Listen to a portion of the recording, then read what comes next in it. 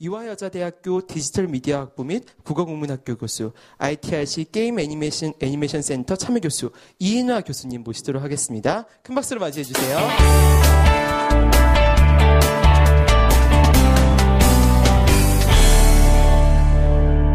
2012년에 중국 게임의 이제 시장 성장률을 보다가 깜짝 놀란 것이 MMORPG의 시장 성장률이 12.2%더라고요. 중국에서. 중국은 아시다시피 서북 쪽 재개발 이런 도시 하나가 생기면 한 세트에 1000대씩 하는 PC들이 막 들어가는 PC방들이 생겨나는 이런 곳인데 가장 MMORPG가 성장하기 좋은 환경인데 여기서 12.2% 성장한다는 것은 한국이나 다른 성숙된 시장에서는 MMORPG 시장은 거의 끝난 게 아닌가. 저는 굉장히 위기의식을 느꼈습니다. 저희들이 디지털 스토리텔링 연구를 했을 때 가장 최적화된 컨텐츠가 MMORPG였기 때문이죠. 그리고 옆으로 보고 있으면 캐주얼 게임, 웹 게임, 그리고 아주 정통 모바일 게임 같은 것들의 성장률은 84%에서 한 46% 전부 빠른 속도로 이렇게 전환이 되고 있고요. 미국 2012년 시장도 보면 미국 2012년 시장도 엔터테인먼트 스크린이라고 하는 전통적으로 테레비를 보면서 이제 엑스박스 360이나 플레이스테이션 2 같은 것들을 이렇게 조작하던 이 게임 시장이 아주 성장률이 떨어지고 모바일 스크린 혹은 이제 크로스 스크린이라고 해서 플로팅 스크린이라고 해서 아이패드나 혹은 휴대폰으로 이렇게 스마트폰으로 하는 게임 시장이 급격히 늘고 있는 것을 볼 수 있습니다. 한국에서도 보면 카카오톡이 이제 거의 애니팡 신화를 만들면서 이제 카카오톡 경제학을 만들어가고 하다못해 정말 만드시는 분들은 정말 허접하다고 말하는 카카오 쇼핑도 수익을 많이 내고 있는 것을 보면 모바일 레볼루션이 빠르게 진행되고 있구나. 그럼 테크놀로지 단에서는 이렇게 모바일 혁명이 일어나고 있는데 그 밑에 단에서 흐르는 것은 무엇일까? 그 밑에 흐르는 인간의 어떤 기본적인 욕구는 무엇일까를 말씀드리고자 했던 건데 앞에 시장 설명에 대한 장표가 없어가지고 바로 여기로 넘어온 것 같습니다. 지금 그림에서 보시는 분은 시카고 대학에서 계시던 1972년도 노벨 경제학상 수상자인 허버트 사이먼 교수님입니다. 이분은 2004년도에 돌아가셨는데요. 돌아가시기 7년 전에 어텐션 에코노미 시어리라고 하는 건 다 잘 아시겠지만 관심경제 이론을 만드셨고요. 정보사회가 흔해질수록 심화될수록 정보는 점점 흔해지고 관심은 점점 귀해진다. 그래서 궁극적으로 정보사회는 관심이 가장 귀한 자원이 되는 사회가 될 거다라고 하고 있습니다. 그래서 지금 보면 관심시장이 이제 수학 체증의 법칙이 지배를 한다고 하는데요. 지금 더 관심을 요구하고 지금 많은 관심을 쏟게 되는 매체는 점점 더 많은 관심을 받게 되고 지금 덜 관심을 요구하고 덜 관심을 받는 매체는 점점 덜 관심을 받게 된다는 거죠. 그렇다면 저희들이 이제 3스크린 링키지, 4스크린 링키지라고 해서 텔레비전과 모바일과 PC를 연동하면서 이 관심이 옮겨간다고 할 때 지금 그렇게 많은 관심을 받는 매체는 앞으로도 계속 관심을 받게 되죠. 근데 이런 관심의 핵심에 사실은 스토리가 놓여 있습니다. 아주 저희가 스토리텔링 전공자라서 하는 말이 아니라 애니팡도 보면 그 컨텐츠 안에는 스토리가 없지만 그 컨텐츠를 둘러싸고 있는 사용자 안에는 내가 아는 지인과 내가 아는 친교 관계의 스토리가 흐르고 있거든요. 이렇게 스토리는 관심을 만드는 가장 중요한 원천 리소스입니다. 이런 스토리를 향한 이제 관심 경제의 흐름과 아울러서 스마트 소사이어티의 또 흐름이 인간적인 욕구로 가고 있습니다. 세계는 정말 점점 민주화되어 가고 있고요. 점점 민주화되어 가고 있고 사실은 미국하고 중동 그리고 이슬람권과 기독교권의 갈등이 지금 심각하다고 하지만 그것도 언젠가는 해결될 거라고 봅니다. 그것도 많은 소통이 이루어지고 있고 궁극적으로는 이 전 지구가 하나의 사회가 되는 정말 나중엔 세계 연방 같은 게 생길지도 모르겠습니다. 그런 사회적 합의의 비용이 제로에 가깝게 수렴되는 사회를 향해서 이제 인류가 나가고 있는데 이럴 때 가장 중요한 것은 얼마나 많은 사람을 아느냐가 아니거든요. 지금 이 페이스북이나 트위터나 그리고 카카오톡에서 우리가 정보를 얻는 방식을 한번 다시 돌아보십시오. 정말 제가 중요한 정보가 어떤 사람에게 왔던가. 내 나이 또래 사람이 아니었어요.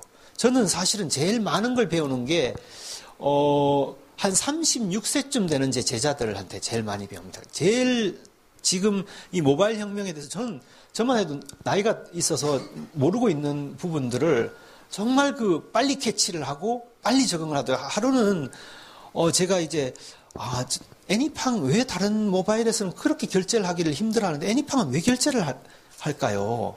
애니팡 결제 안에 뭔가 굉장히 자연스러운 인간의 유저 인터페이스가 들어가 있는 것 같습니다. 이게 체감형 유저 인터페이스의 요소가 내장되어 있는 건데 그렇다면 핸드폰 모바일을 이렇게 눌러서 결제하라고 하지 말고 흔들어서 결제하라고 하면 훨씬 많이 결제해야 돼요. 당신 때문에 가슴이 흔들려요. 마음이 흔들려요. 제가 흔들려요. 이런 식으로 결제하라고 하면 어차피 모바일 툴이라고 하는 것은 파티 툴이거든요. 친구끼리 모여서 이렇게 모바일 꺼내놓고 얘기하다가 모바일 보기도 하고 이러는 곳인데 정말 저 그 이야기 듣고 정말 놀랐어요. 36살 된 제자가 하는 얘기 듣고. 근데 이런 걸 보면 저보다 나이가 제가 지금 47이니까 나이가 11살이나 어리잖아요. 11살 어리고, 전공도 그 학생은 식품영양학을 했습니다. 멀리 떨어져 있는 사람인데, 새로운 네트워크 세상에는 나랑 비슷한 사람을 많이 하는 게 중요한 게 아니고요. 제 비슷한 사람 만나가지고 맨날 등산 갈 얘기나 하고 있으면, 뭔 벌전이 교수님이야. 이렇게 등산 갈, 나랑 비슷한 사람은 나와 모르는 사람. 내가 굉장히 다르다고 생각했던 사람을 아는 게 중요하다. 그게 Friend of a Friend Society의 제일 중요한 요소다라고 생각을 하게 되고, 이럴 때 정말 스토리라고 하는 건 뭐냐 하면, 내가 몰랐던 것, 나와 거리가 멀다고 생각했는데, 내가 별로 관심이 없었던 것, 1890년대 프랑스 국민한테 지방 의사 마누라가 바람피다 죽은 그 의사 마누라가 뭐가 그렇게 관심이 있었겠어요. 근데 프로베르가 그걸 보바리 부인이라고 써가지고 보여준 이런 것들이 스토리거든요. 스토리는 원래 시간적 장소적으로 멀고 소외되어 있는 사람들에 대한 관심을 유도하는 양식이기 때문에 이런 것들에 대한 그 중요성이 더 커져가고 있는 것 같습니다. 그래서 지금 보면 게임이 굉장히 많은 비난들을 받고 있습니다. 특히 여성 가족으로부터. 이건 게임이 살아있는 문화라는 증거죠. 게임이 완전히 죽어있는 문화가 아니고, 완전히 살아있는 문화라는 증거이고, 우리의 김수영 선생님은, 난닝구의 포스가 풍기는 저 사진에서 이렇게 말씀하셨습니다. 모든 살아있는 문화는 본질적으로 불온하다. 모든 살아있는 문화는, 리빙 컬처는 카운터 컬처다. 라고 얘기를 하셨고요. 그래서 문화의 본질이 꿈을 추구하는 것이고 불가능을 추구하는 것이기 때문에 새로운 문화는 그것이 안을 향할 때는 기존의 문화에 대한 위협이 되고 밖을 향할 때는 기성사회 질서에 대한 불가피한 위협이 된다. 이렇게 얘기를 합니다. 캐나다의 철학자인 버나드 슈트는 배짱이라고 하는 유명한 책에서 이솝 우화의 개미와 배짱이라는 걸 가지고 게임 플레이를 얘기를 해요. 전체가 게임 플레이의 철학적 해명인데요. 배짱이라고 하는 이 숭고한 존재를 보라. 자기가 하고 싶어 하는 정말 여름에 노래를 부르기 위해서 온 인생을 다 바치고 마지막에는 그것 때문에 모든 것을 잃고 겨울에 이제 개미집 앞에서 이제 먹을 걸 달라고 하다가 얼어 죽지 않느냐. 저거야말로 유토피아를 향한 전적인 헌신이고 인간이 인간 모두가 미래사회는 그렇게 살고 싶을 거예요. 자기가 하고 싶은 걸 하기 위해서 하고 그걸 평생을 세상에 하고 싶은 걸 하면서 살아도 인생이 얼마나 짧은데 하기 싫은 일을 하면서 월급을 받으면서 개미처럼 살고 싶은 사람이 누가 있습니까? 모두가 배짱이처럼 살고 싶은데 배짱이는 그런 걸 해서 보여준 거예요.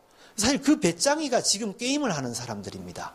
지금 게임을 하는 사람들은 그런 어떤 카운터 컬처 안에서 유토피아를 향한 어떤 인류의 욕망을 지금 표현하고 있는 것이거든요. 그래서 그런 융합을 통해서 이렇게 반문화들이 나타나고 있는 이 반문화의 하나로 지금 게임이 존재하고 있는 것인데요.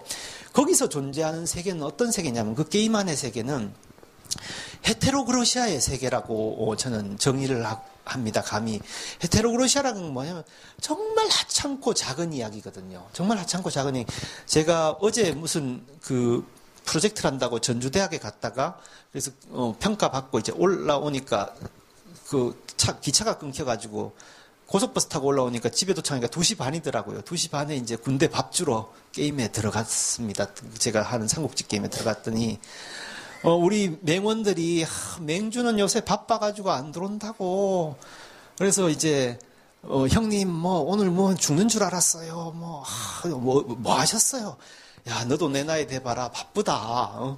그러니까 맹주 형은 맨날 바쁘대. 너 16살이지. 내 막내딸이 17이야. 임마. 내 나이 되고. 이런 얘기를 하면, 그럼 이제 하루의 피로가 싹 풀리고 새벽 4시까지 그런 쓸데없는, 그런 하찮은, 그죠?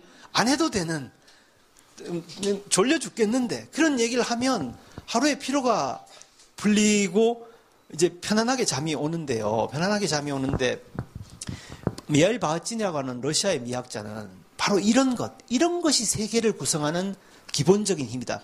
오피셜 랭귀지라고 하는 것, 공식적 언어라고 하는 것, 대통령 후보나 혹은 장관이나 대통령 이런 분들이 나와서 하는 오피셜 랭귀지는 인간의 감정을 담고 있는 게 아니거든요. 정치적 계산을 담고 있는 언어는 실제로 세계를 만들어가지 않는다는 거죠. 그래서 저 유명한 말, 우리가 사는 세상은 우리가 거의 의식하지 못하는 지극히 평범하고 일상적이고 작고 하찮은 이질적인 헤테로그르시아의 대화에서 태어나고 대화를 멈추게 하는 아주 작은 억압 때문에 무너진다고 봤습니다.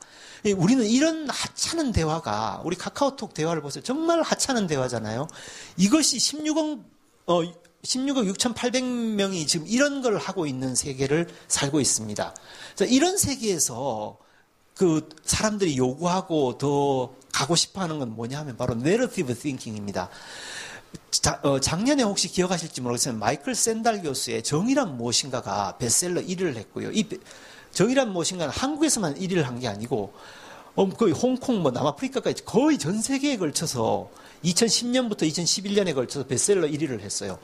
이게 정말 이상한 현상 아닙니까? 마이클 샌달 교수는 20년 전부터 하버드 대학에서 신아리스토텔레스주의 윤리학을 강의를 하셨어요. 저 이야기는 20년 전부터 계속 마이클 샌달 교수님이 하셨던 건데 아무도 안 듣다가 갑자기 지금 막 이러고 유튜브에 동영상이 올라가고 댓글이 올라가고 왜 이런 난리가 벌어질까요? 2008년 금융위기라고 하는 걸 겪으면서 그동안은 로지컬 띵킹으로 금융공학 만들고 수학 모형 가지고 막 뭐라고 그럽니까? 퀀트라고 그런 애들이 나와가지고 막 풋옵션, 아웃옵션 이래가지고 돈 뽑는 이걸로 세상이 돌아간다고 생각했다가 그걸로 모기지 주택 대출 받아가지고 30년 동안 뼈 빠지게 일했던 주식이 집값이 35%로 떨어지고 그죠? 이렇게 되고 나니까 정신이 번쩍 들면서 이게 아니구나. 우리가 지금까지 뭡니까? 굉장히 가치 편향적이라고 생각했고 잘 듣지도 않았던 내러티브 띵킹이라고 하는 게 중요하구나라고 하는 인식이 벌어지면서 이제 마이클 샌달 교수의 20년 동안 했던 이야기가 이제 사람들 귀에 들리기 시작하는 거죠. 우리는 개인으로 사는 것이 아니라 우리 사회와 공동체 서사적 흐름 속에 함께 살아가고 있고 이 서사적 사고가 없이는 국가에 대한 애국심, 공동체에 대한 책임을 설명할 수 없다고 이렇게 생각을 하게 된 것이죠. 그래서 보면 이 서사적 사고라고 한 건 뭐냐 하면 인류의 무의식에 뿌리 깊게 박힌 사고입니다. 블라디미르 프로프와 조셉 캠벨이라는 두 신화학자와 민담학자는 모든 이야기는 한 개 이야기의 변형이다라고 얘기를 하죠. 그래서 조셉 캠벨은 영웅의 여행 12단계를 가지고 저렇게 모든 영웅은 저렇게 12개의 스텝으로 되어 있는 이야기를 한 스텝을 빼거나 더하거나 혹은 한 스텝을 바꾸거나 해서 이루어지고 있는 것이다라고 얘기를 합니다. 근데 보다 더 우리에게 현대의 그 이야기에 심각하게 다가오는 이야기는 바로 이 이야기입니다. 아리스토텔레스가 했던 이야기예요. 저는 아리스토텔레스가 기원전 233년에 시학에서 했던 저 구분이야말로 스토리의 본질을 설명해 주는 구분이라고 생각하는데요. 모든 이야기는 세 종류밖에 없다. 이야기에는 주인공이 보통 사람보다 훌륭한 이야기, 주인공이 보통 사람과 똑같은 이야기, 주인공이 보통 사람보다 못한 이야기. 어떻게 이렇게 훌륭한 통찰을, 놀라운 통찰이죠. 뭐냐면 어떤 가치를 표상하는 이야기가 있어요. 주인공이 보통 사람보다 훌륭한 이야기. 주인공이 보통 사람보다 저보다 못한 사람은 어떻습니까? 뭐든지 할 수 있습니다. 우리가 70년대 그 개발 독재 시절에 그 배삼용 씨를 보면서 막 그 어려운 시절을 견뎌왔지 않습니까? 근데 그 배삼용 씨는 어떤 사람이에요? 보통 사람보다 못한 사람이기 때문에 뭐든지 할 수 있는 분이죠. 그 계보가 지금 강호동 씨까지 뭐 이렇게 이어오고 있는 거 아닙니까? 이런 이야기들은 뭐 액션을 대변하는 이야기고요. 현실을 대변하는 이야기가 있습니다. 주인공이 보통 사람보다 똑같은 이야기. 실제 우리는 가치와 이 행동이 분열되어 있는, 가치와 행동을 조화시키기가 대단히 어려운 사회를 살고 있기 때문에 이것을 종합시키는 이야기에 대한, 종합시키는 상상적 종합에 대한 욕구가 있고 그것이 이야기로 나타나는 것입니다. 예를 들면 우리 독일을 한번 보세요. 1995년에 독일이라고 하는 나라는 이제 베를린 장벽도 무너지고 유로존의 중심이 돼야 되는데, 이 독일인들은, 현대 독일인들은 원죄가 있습니다. 뭡니까? 나치 범죄거든요. 근데 이 나치 범죄야말로 독일인들이, 유럽인들이 뭐 지금 그리스 사람들, 스페인 사람들이 뭐 뱅크랍 돼가지고 독일인들을 뭐 공격한다고 그러지만 그렇게 하지 않더라도 스스로 마음속에 있는 죄의식인 거죠. 뭐냐 하면 이제 우리가 이제 유로존의 주인이 돼야 되고 지금 동유럽 베를린 장벽이 무너져서 동유럽 시장에서 우리가 진짜 믿을 유럽이 됐는데, 우리가 유럽의 주인이 되기 위해서 우리가 했던 죄를 생각해 보면요. 히틀러가 1933년에 쿠데타로 집권하지 않았습니다. 우리랑 똑같은 민주시민들이, 지금의 2012년에 한국인과 똑같은 민주시민들이 민주투표로 지금 문재인, 안철수, 박근혜 세 후보 중에 한 사람을 찍듯이 민주적인 투표로 투표해가지고 히틀러가 수상이 됐고요. 히틀러가 쿠데타 일으켜서 총통이 된 거 아닙니다. 힌덴부르크 대통령이 노령으로 돌아가시니까 독일 헌법에 따라서 수상이 대통령직을 겸직해야 되기 때문에 총통이 된 거예요. 이런 민주사회로 집권한 히틀러 밑에서 그러고 12년 동안이 흘렀는데 누가 나치가 아닙니까? 모든 독일인들은 다 나치 범죄에 가담했습니다. 100%. 그런데 2차 대전에 지고 나니까 독일인들은 어떻게 했습니까? 일본인들과 달리 독일인들은 매우 영리했어요. 일본인들은 그 쯔카모 형무소에 몇 명 집어넣었다 그냥 미군정이 사형시키고 나니까 나머지는 다 풀어줬지 않습니까? 독일인들은 그러지 않고 정말 100명 중에 한 명을 네가 낫지야. 네가 강압하고 협박해가지고 우리가 어쩔 수 없이 나치 범죄에서 우리는 피해자야, 같은 피해자 이러고 얘들을 종신형 주고 사형시켜서 죽여버렸잖아요. 그 죄의식이 독일에 있습니다. 이 죄의식을 어떻게 해결할 것인가가 더 리더, 책 읽어주는 남자라고 하는 그 스토리의 이야기입니다. 16살 난 소년이 32살 난 여자를 만났는데 여자가 스타킹 신는 그 다리를 보고 그 16살의 그 여자 다리 보면 정신이 하나도 없지 않습니까? 정신을 잃어가지고 어쩔 수 없이 막 몰입하다가 여자랑 같이 꿈 같은 두 달을 보내게 됐는데 여자가 어느 순간 갑자기 떠나버려요. 그걸로 상처를 받아서 10년 동안 되는 일이 없습니다. 결혼을 했는데 이혼하고. 그러다가 그 10년 후에 이 여자가 나치 전범으로 재판을 받고 있는 광경을 보게 됩니다. 그때서야 안 것이, 이 여자가 글을 읽을 줄 모르는구나. 그걸 숨기려고 자기가, 버스 회사의 관리직이 차장이었는데, 차장이 관리직이 되니까 나를 떠나버린 거고, 다른 사람들이 재판을 받는데 저 여자가 그랬어요. 그러니까 나는 그런 거 한 적 없다고 부인하다가 그럼 필적 감정 해보자 그러니까 자기가 글 못 쓴다는 걸 숨기기 위해서 내가 그랬어요라고 그러고 다른 사람들이 1년형 받고 다 풀려나고 이 여자는 무기징역 받고 평생을 감옥에 삽니다. 이 스토리를 통해서 우리가 나치라고 했던 사람들이 저런 사람들이었다. 그리고 우리가 그 나치 범죄를 청산하기 위해 독일인들이 자기들이 나치 범죄를 청산하기 위해서 가했던 죄악들 이런 것들을 이제 상상적으로 화해하고 있는 게 바로 더 리더다라는 이야기죠. 레볼루셔너리 로드라는 이야기는요, 이것도 케이트 윈슬렛과 레오나르도 디카프리오가 주연한 영화인데 뭐냐면은 2008년 이 소설은 1961년에 나오고 영화는 2008년 두 영화가 정말로 어쩌면 그렇게 미국의 주택 시장이 무너질 때 나옵니다.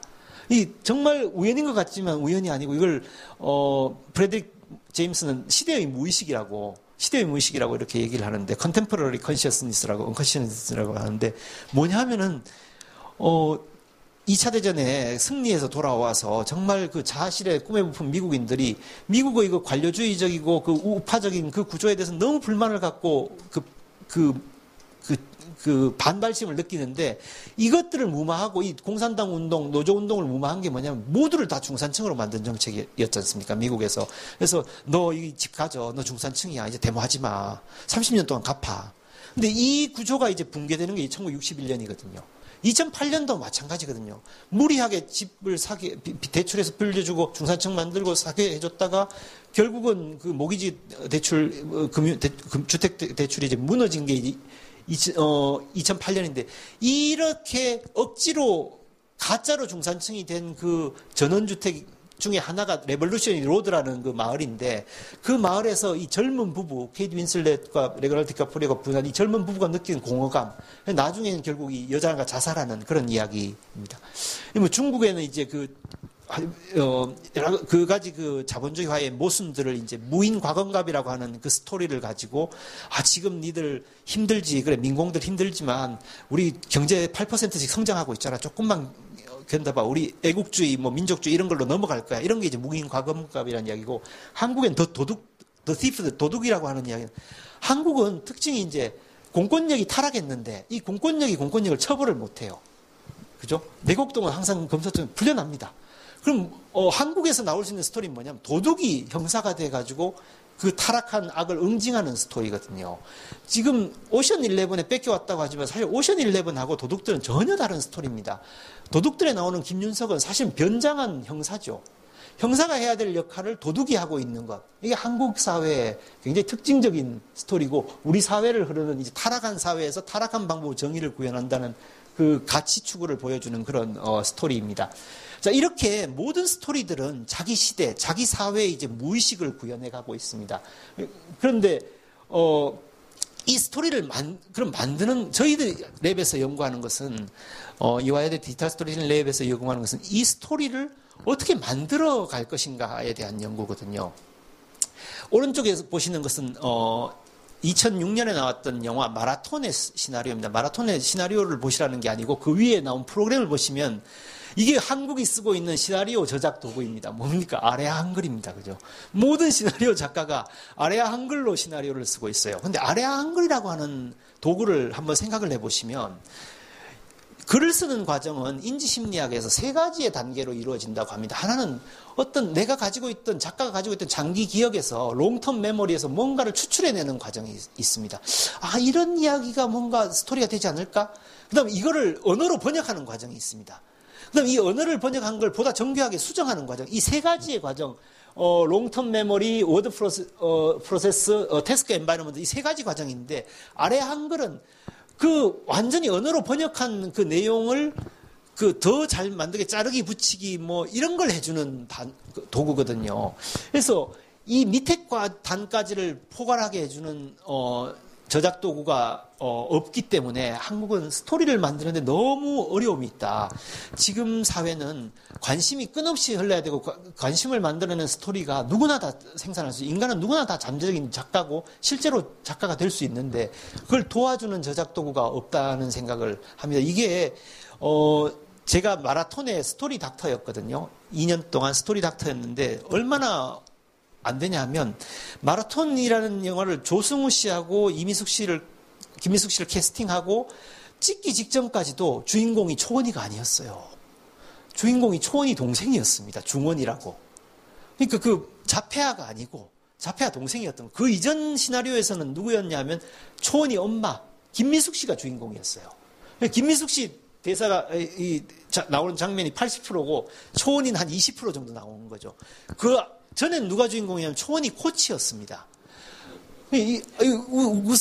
저 지금 영화를 보고 나시니까 그게 우습지만요. 그 영화를 만드는 입장에서 보시면 왜 그게 그렇게 되냐면 소재라는 게 있거든요. 머티리얼이라고 하는 거에 힘은 굉장히 강력합니다. 실제로 이게 달려라 배영진이라는 사람을 자폐아를 이제 소재로 한 건데 그 소재를 가서 보면 배영진이 말을 못해요. 말을 못합니다. 근데 말을 못하는데 어떻게 주인공이 됩니까? 아니 결정적인 대목에서 엄마가 초원이 두고 떠났잖아 뭐 이렇게 말을 해줘야 가슴이 뭉클해지고 눈물도 나고 막 이러는 건데 말을 못하는 사람을 어떻게 주인공으로 만들겠어요. 근데 그 정도 말할 줄 알게 되면 이미 자폐아가 아닌 거죠. 이러다 보니까 이제 계속 이렇게 되다가 마지막 두 달 전에 도저히 안 되겠다. 초원이를 주인공으로 만들자. 말이 안 되지만 초원이를 주인공으로 만들자 해서 조승우 씨가 이제 초원이 동생으로 캐스팅됐다가 마라토너로 바뀐 거예요. 갑자기. 근데 이게 우리나라에서 시나리오를 쓰는 현실입니다. 그 과정에서 대대적인 개작을 보면 41번 시나리오를 고쳤어요. 왜 이러냐 하면요. 시나리오의 최종 고울이 그 시나리오를 쓸 때 의식이 되지 않고 있기 때문에 이 시나리오를 쓰는 프로세스가 지금 이렇게 나오고 죄송합니다. 이렇게 나오고 있는데요. 이게 뭐냐면 하나의 영화를 만들기 위해서는 삼막 구조가 있어야 되고 시작, 중간, 끝이라는 삼막 구조가 있어야 되고 8장이 있어야 되고 15개의 시퀀스가 있어야 되고 108개의 장면, 씬이 있어야 되고 그다음 1500개의 문장이 있어야 됩니다. 요 1500개의 문장을 쓰는 그 순간에도 최종적인 골, 이것은 자폐아가 마라톤을 통해서 인간 승리를 이루는 것이다라고 하는 걸 계속 가이드해주고 강제적으로 그쪽으로 유도해가지 않으면 시나리오는 방금 말씀드린 대로 산으로 갑니다. 왜냐하면 소재의 힘이 강력하거든요. 거의 대부분의 작가는 그 소재의 힘으로부터 단단히 묶여가지고 벗어나지를 못합니다. 그래서 저희 이화여대에서 이제 문화부와 그 NC소프트의 지원으로 지금 만들고 있는 연 10억씩 3년 받아서 만들고 있는 프로그램이 스토리 헬퍼라고 하는 프로그램인데요. 영화를 이제 이런 하나의 영화 3막 8장 15개 시퀀스 110개 씬 1500개 문장을 각 챕터로 끊어가지고 그 챕터마다 모티브별로 계속 바꾸게 돼 있는 이런 바꾸게 하는 이런 프로그램입니다. 동영상 더 길게 설명드리기 좀 지루하실 것 같아서 동영상으로 바로 설명을 드리겠습니다. 예, 보시면 여기 로그인하면 이화여자대학교 디지털미디어학부라고 나오고요. 여기 크래싱 모드라고 하는 게 뜹니다. 크래싱 모드는 뭐냐면 작가한테 이렇게 묻는 거죠. 카메론 감독님 어떤 스토리를 쓰고 싶으세요? 질문을 합니다. 이 질문도 수능에 익숙한 한국 작가에게 맞게 객관식으로. 예, 주관식으로 물으면 잘 못 쓰잖아요. 그래서 그럼 객관식으로 찍습니다. 찍으면 쓰려는 이야기 이런 이야기입니까? 하고 다시 한번 보여줍니다. 그 사람이 답변한 거를 다시 한번 보여주면 그러면 시트를 선택하세요. 카메론 감독님, 감독님이 쓰시려는 이야기는 옛날에 나왔던 늑대와의 춤을 하고 87% 정도 비슷한 얘기입니다. 이렇게 쓰시겠습니까? 네, 그러면 인디안 계곡을 판도라 행성으로 바꾸시고, 인디안을 나비족으로 바꾸시면, 카메론 감독이 쓰시려는 영화가 나옵니다. 제목은 뭐로 하시겠어요? 아바타. 이렇게 이제 만드는 게 저희 프로그램이고요. 이게 크래싱 모드고요. 이건 사실은 늑대와의 춤을 하고 이제 아바타처럼 거의 87% 정도 유사한 매칭에서는 이 크래싱 모드가 있고 이렇게까지 유사도가 높지가 않고 혹은 유사도가 높아도 본인이 생각하기에 이 부분은 정말 마음에 안 든다. 고쳐야 되겠다라고 하면 8개의 모티브로 잘려 있는 그 부분의 모티브를 바꾸게 수정하게 하는 게 조합 모드입니다. 그 마음에 안 드시는 부분을 마음에 드시는 이야기가 뭡니까? 이 인간이 상상할 수 있는 이야기 205개밖에 없는데 그 205개 중에 하나를 선택하세요 해가지고 그걸 바꿔주는 겁니다. 갈등 곡선도 저렇게 수정하고 좀 더 세게 갈까요? 갈등 곡선을 뭐 이렇게 그러면 동사가 거기에 맞게 세게 바뀌는 이렇게 해서 바꿔가지고 언제든 누르기만 하면 29개 질문을 누르기만 하면 본인이 바뀐 이야기가 이렇게 끝은 이렇게 가는구나라고 하는 걸 보여주게 되는. 왜 이런 걸 했냐면 그럼 주인공을 초원이 코치해서 엄마로 바꿔봐 라고 하면 그걸 110씬을 그 1500개 문장을 다 쓰고 난 다음에 아니네. 이러면 이거 그 사이에 3개월 흘러가고 4개월 흘러가고 1년이 흘러가지 않습니까? 이래가지고는 안 된다. 끝까지 다 보여주자. 항상 한 페이지로 끝까지 다 보여주자는 게 저희들의 그 프로그램이고요. 이거를 지금 이화여대에서는 뭘 하고 있냐면 이게 지금 한 장으로 보이지 않습니까? 110개의 씬을 전부 다 보여주는 데이터베이스를 만들고 있습니다. 전 세계 어디에도 없는 데이터베이스죠. 정말 이렇게 무식한 짓을 하고 있습니다. 이걸로 궁극적으로 저희들이 만들고자 하는 것은 게임에서 만드는 퀘스트의 자동 생성입니다. 퀘스트는 사실은 제일 마지막 단에, 게임 개발의 제일 마지막 단에 들어가는데 시간이 없어가지고 게임 다 만들어 놓고 나서 작가 너 와. 야, 우리 빨리 퀘스트 돌려야 되는데 스토리 좀 넣어봐. 이렇게 해서 만들다 보니까 천편일률적으로 누구 잡아와라, 누구 호위해라, 뭐 심부름해라, 가서 알아. 이거 안 된다. 이거 안 되고 저 프로그램을 이용해서 이 프로그램, 저희들 지금 2차년도 동영상을 보여드리지 못했는데 2차년 동영상에 보면 인간이 가상 공간에서요, 버추얼 월드에서 할 수 있는 동작이 딱 54개 있다. 뭔가를 얻는다. 토크, 말한다. 이게 54개인데, 이 54개의 퀘스트 유형으로 이과 연결해서 이걸 자동 생성하게 만들어주는 도구. 최초로 그걸 적용해서 저희들이 만든 게임이 인페르노 9이라는 저희 학부에서 만든 게임입니다. 이 게임은 저희들이 시험 삼아 만들었고요. 11월 8일 날, 다음 달에 산호세에 있는 크루 인터랙티브에서 알파 테스트를 하고 여기 게임에서 나온 수익금은 필리핀 톤도에 있는 결식아동한테 점심 사주는 그 점심 제공하는 프리런치 제공하는 거기에 기부됩니다. 좀 보시겠습니다. 학교에서 만들다 보니까 굉장히 조야합니다. 조야하고 음악도 학생들이 만들었고요. 그림도 이대생들이 그려가지고 보시는 분이 그래요. 야, 이게 남자가 좋아하는 여자 맞냐? 이건 여자가 좋아하는 여자다. 그런, 예. 저기 원작 소설도 썼는데 그것도 11월 8일 날 나옵니다.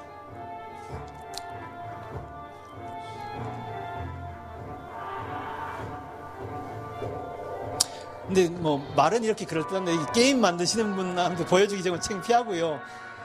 좌절의 역사였습니다.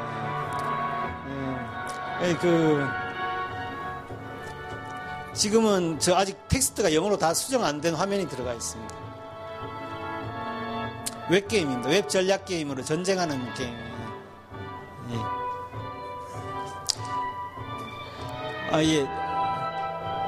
예, 됐습니다. 예. 감사합니다. 예. 이런 식으로 이제 저희들이 제 말씀이 이제 모바일 레볼루션이 일어나면서 그 밑에 단에서 관심 경제와 이제 스마트 소사이어티로 가는 인간적인 욕구의 흐름이 있고 이 사회 점점 스토리가 중요해지고 이 스토리를 누구나 만들 수 있는 사회로 향하는 어떤 노력들이 이루어지고 있는데요. 개인적인 소회를 좀 말씀드리면 정말 2년마다 한 번씩 학생들이 졸업하는 그 조직에 더구나 게임을 싫어하는 여학생들을 데리고 이런 걸 만들면서 정말 게임 개발은 다시는 하지 말아야지 하는 생각을 하게 됐고 지금 여기 오신 청중님들을 너무 존경합니다. 이 게임 업계에 계신 분. 정말 힘들었습니다. 그리고 정말 지금 하시는 일 항상 제가 마음속으로 후원하고 있고요. 우리나라가 정말 게임 때문에 이 청소년들이 마약도 하지 않고 본드도 하지 않고 부탄도 하지 않고 자살도 하지 않고 이 어려운 사회를 잘 살아가고 있다는 걸 저는 믿어 의심치 않습니다. 그래서 좋은 게임을 만드는 정말 개발자 여러분들 진심으로 사랑합니다. 감사합니다. 네.